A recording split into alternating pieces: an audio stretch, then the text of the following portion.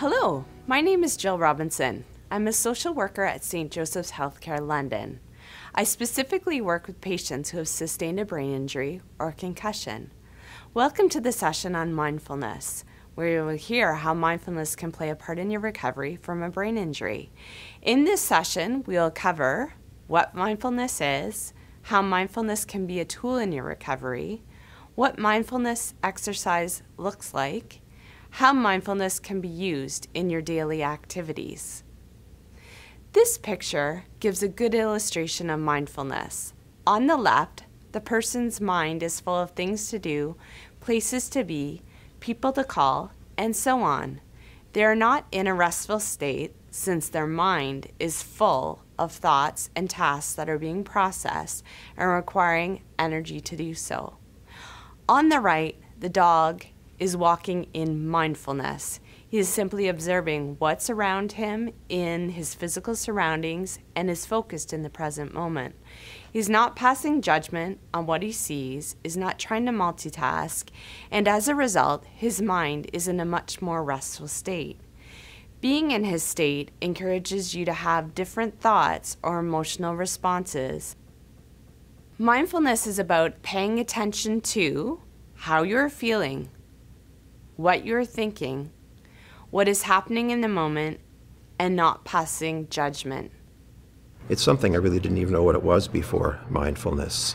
But the part of doing that, it helped me to calm myself, to bring myself to a more even keel.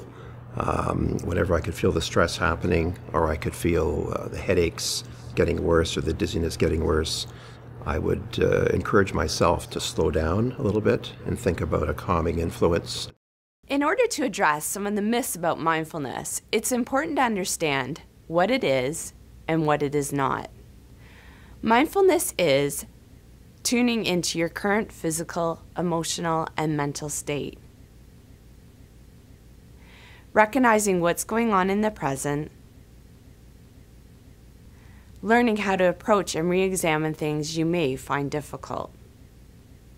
Mindfulness is not tuning out from what's happening, running away from reality, thinking of only positive thoughts.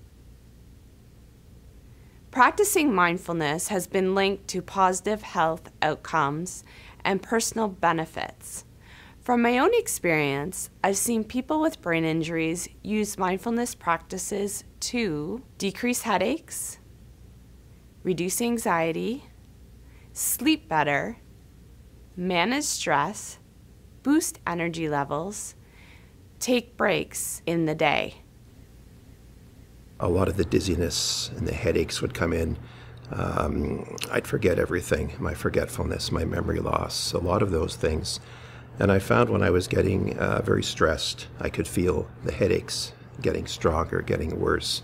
My dizziness would get a little bit stronger. So mindfulness helped me to bring those back a little bit. I would start thinking more, force myself to pause, take deeper breaths, focus on some things that were very simple to imagine, and try to alleviate the stress by making things a lot simpler.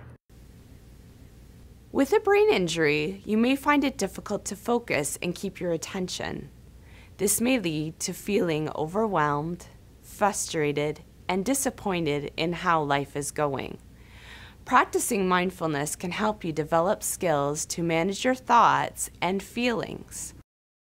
It calms my symptoms, for sure. A lot of us have discussed in different groups, we feel like we have squirrel brains some days. So you have a hard time keeping a single train of thought and your thoughts are kind of bouncing around and it's hard to stay focused on things.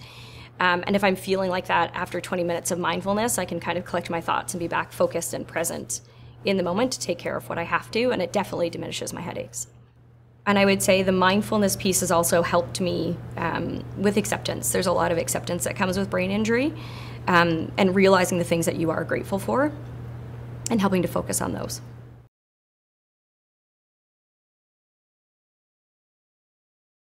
To assist with developing the practice of mindfulness, it's important to focus on our breathing. This will allow our thoughts and feelings to come and go without getting caught up in them. I'm now going to start going through a commonly used mindfulness exercise with you.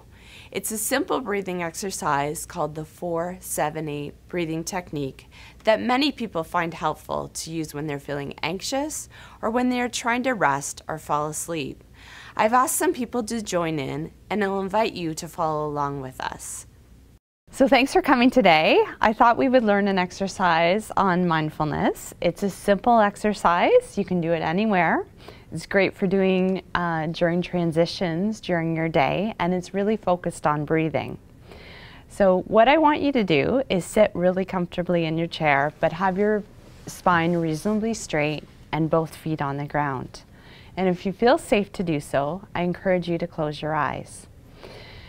What I also want you to do is place the tip of your tongue behind your front teeth on the ridge, and you'll keep it there during the exercise.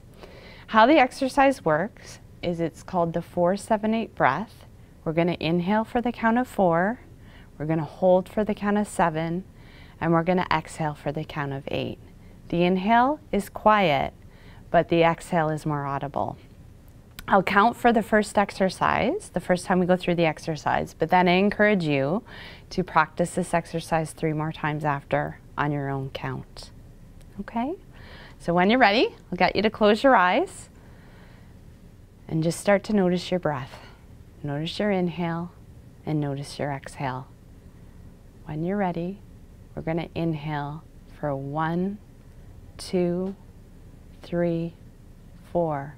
We're going to hold for 1, 2, 3, 4, 5, 6, 7, and exhale for 1, 2, 3, 4, 5, 6, 7, 8.